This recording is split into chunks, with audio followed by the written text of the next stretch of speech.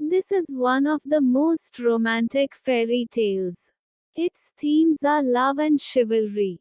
The ending is, of course, happy, but not quite ever after. The Sleeping Beauty. Once upon a time, there lived a king and a queen who had no children.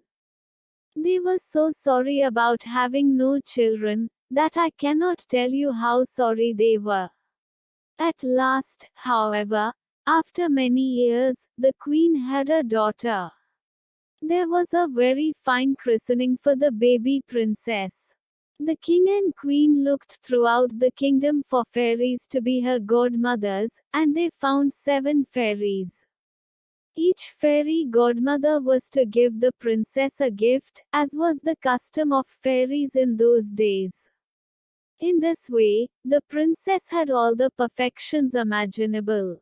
After the christening ceremony was over, the whole party returned to the king's palace, where there was prepared a great feast for the 7 fairy godmothers.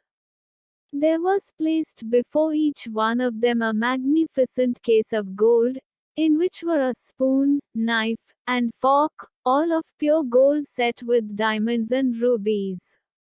But as everyone was sitting down at the table, they saw come into the hall a very old fairy, whom they had not invited, because she had not left the tower where she lived for over 50 years, and she was believed to be either dead or under an evil spell. The king could not give her a case of gold as the others had been given, because they had only 7 made for the 7 fairies. The old fairy felt insulted and muttered some threats between her teeth. One of the young fairies who sat by her overheard how she grumbled, and guessing that she might give the little princess an unlucky gift, went, as soon as they rose from table, and hid behind the curtains, so that she might make the last wish for the little princess, and use it to put right any evil that the old fairy might do with her magic spell. Meanwhile, all the fairies began to give their gifts to the princess. The youngest wished that she should be the most beautiful person in the world. The next, that she should have the intelligence of an angel. The third, that she should have a wonderful grace in everything she did. The fourth, that she should dance perfectly well. The fifth, that she should sing like a nightingale, and the sixth, that she should play all kinds of music to the utmost perfection. The old fairy's turn came next, and shaking her head more with spite than anger, said that one day the princess would have her hand pricked by a needle on a spinning wheel and that she would die of the wound. This terrible gift made the whole company tremble, and everybody began to cry. At this very instant the young fairy came out from behind the curtains, and spoke these words aloud: "Assure yourselves, O king and queen, that your daughter shall not die of this disaster. It is true, I have no power to undo entirely what the elder fairy has done.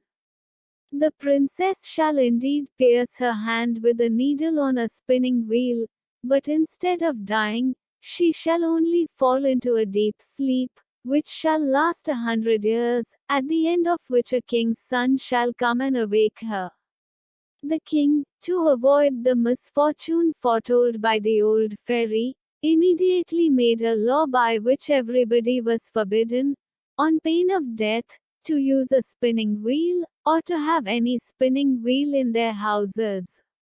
About 15 or 16 years later, on a day when the king and queen were busy in a far corner of the vast palace, the young and beautiful princess amused herself by running up and down the corridors and going up from one apartment to another.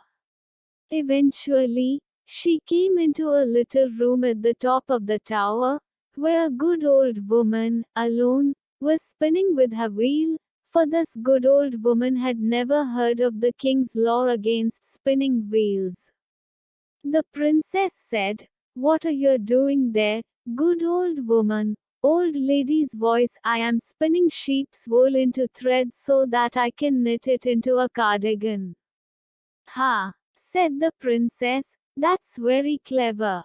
I've never seen that done before. How do you do it? Give it to me, so that I may see if I can do the same. Now, whether it was because she was in too much of a hurry, or whether it was because she was clumsy, or whether it was because the old fairy had wished it so, I cannot say, but no sooner than the princess took the spinning wheel, than she pricked her hand on the needle, and she fell down in a faint. The good old woman, not knowing what to do, cried out for help. People came rushing from all over the palace and they came in great numbers. When they saw the princess lying in a deep, deep sleep on the floor, they threw cold water on her face, they loosened her clothes, they struck her on the palms of her hands, and they rubbed her temples with smelling salts, but nothing they could do would awaken the princess. The king, who heard the great commotion from the far end of the palace, remembered the terrible warning of the fairies, and guessing what had happened, came rushing to the tower. There he saw the princess lying in a deep, deep sleep, and he ordered her to be carried into the finest apartment in his palace, and to be laid upon a bed all embroidered with gold and silver. If you had seen her, you might have taken her for a little angel, she was so very beautiful, for her swooning away had not paled her complexion, her cheeks were like roses, and her lips were like sea coral. Indeed, her eyes were shut, but she was heard to breathe softly, which persuaded everyone that she was not dead. The king commanded that they should not disturb her, but let her sleep quietly until her hour of awaking was come. When this accident happened to the princess, the good fairy who had saved her life by condemning her to sleep for 100 years, was in the kingdom of Matakan, 12,000 miles away, but she quickly heard the terrible news from a little dwarf, who had 100-mile boots, that is, boots with which he could tread over 100 miles of ground in a single step. The fairy came immediately, and she arrived at the palace about an hour later, in a fiery chariot drawn by dragons. The king took her hand as she stepped out of the chariot, and they both went to look at the sleeping princess. As the fairy was very good at thinking and planning ahead, she realized that in 100 years' time, when the princess would wake up, she might not know what to do with herself, being all alone in this old palace. So this was what she did. She touched with her wand everything in the palace except the king and queen, nannies, maids of honor, ladies of the bedchamber, gentlemen, officers, stewards, cooks, undercooks, cleaner, guards, with their beefeaters, pages and footmen. She also touched all the horses in the stables and fields, the fierce guard dogs in the outer court, and pretty little Mopsy too, the princess's little puppy, which lay by her on the bed. Immediately, as soon as she touched them, they all fell asleep, so that they might not awaken before their princess, and that they might be ready to serve her when she wanted them. Even the great fires in the ovens of the kitchen, that were just then roasting partridges and pheasants, fell asleep too. All this was done in a moment. Fairies do not take long to finish their business. Now the king and the queen, having kissed their dear child without waking her, went out of the palace and made an order that nobody should dare to come near it. This, however, was not necessary, for in a quarter of an hour's time there grew up all round about the palace grounds such a vast number of trees, great and small, bushes and brambles, entwining one within another, that neither man nor beast could pass through, so that nothing could be seen but the very top of the towers of the palace. Nobody doubted but the fairy had demonstrated a very extraordinary sample of her power, that the princess, while she continued sleeping, might have nothing to fear from any curious people. When 100 years had passed by, the son of a king from another family had gone a hunting in that part of the country where the palace used to be. He asked, "What are those towers in the middle of that great thick wood?" Everyone answered with the rumors that they had heard. Some said that it was a ruinous old castle, haunted by spirits. Others, that all the sorcerers and witches of the country used to meet there at midnight when there was a full moon. Most people believed that an ogre lived there, and that he used to take there all the little children he could catch, so that he could eat them up whenever he pleased, without anybody being able to follow him, as only he had the power to pass through the wood. The prince was all in a quandary, not knowing what to believe, when a very good countryman said to him, "May it please your royal highness, it is now about 50 years since I heard from my father, who heard my grandfather say that there was then in this castle a princess, the most beautiful that was ever seen, that she must sleep there 100 years, and should only be waked by a king's son." The young prince was all on fire at these words, believing, without thinking things through, that he could save the princess, and pushed on by love and honor, he swore that moment that he would do just that. As he rode on his horse toward the wood, all the great trees, the bushes, and brambles gave way to let him pass through. He walked up to the castle which he saw at the end of a large avenue and he went into it. What rather surprised him was that none of his people could follow him, because the trees closed again as soon as he had passed through them.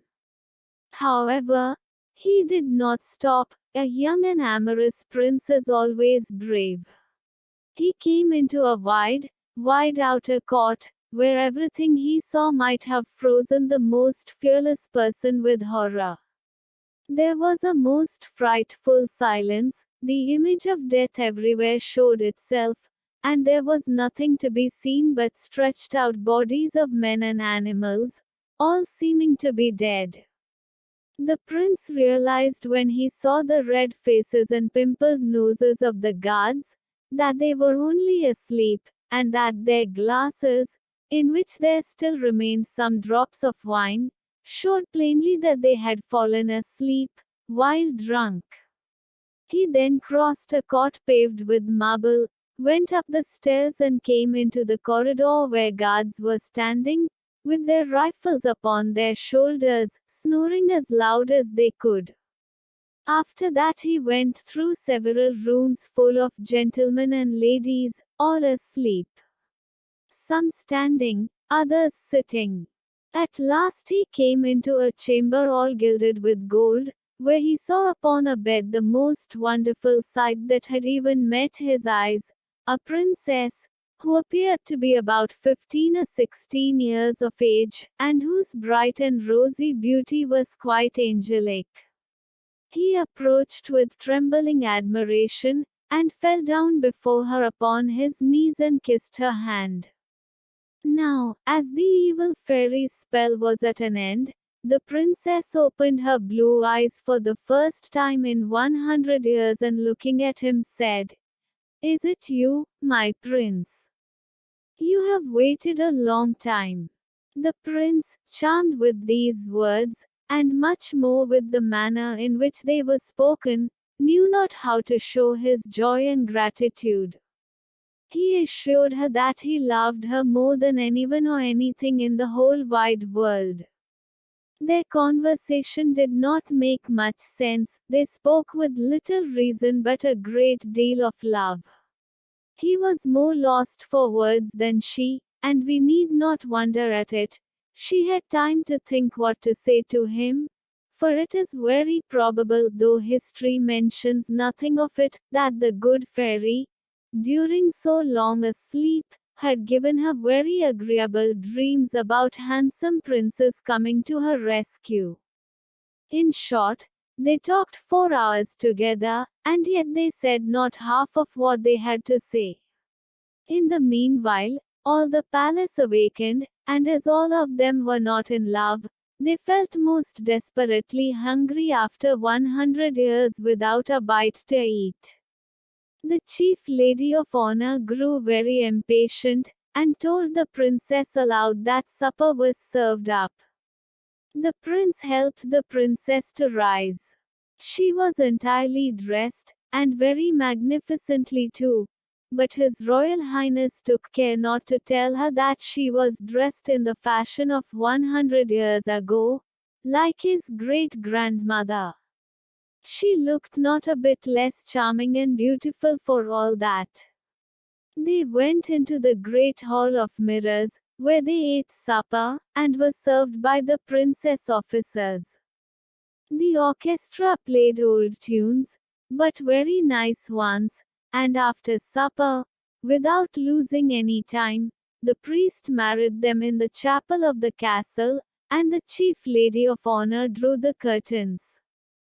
They had but very little sleep, the princess had had too much of it recently, and the prince left her the next morning to return to the city, where the king was anxiously waiting for him.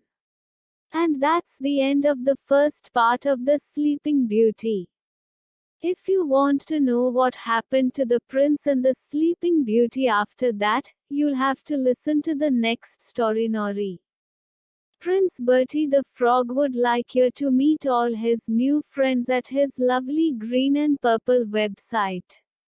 You can see what he looks like there. So drop by at storynori.com. For now, from me, Natasha, bye bye.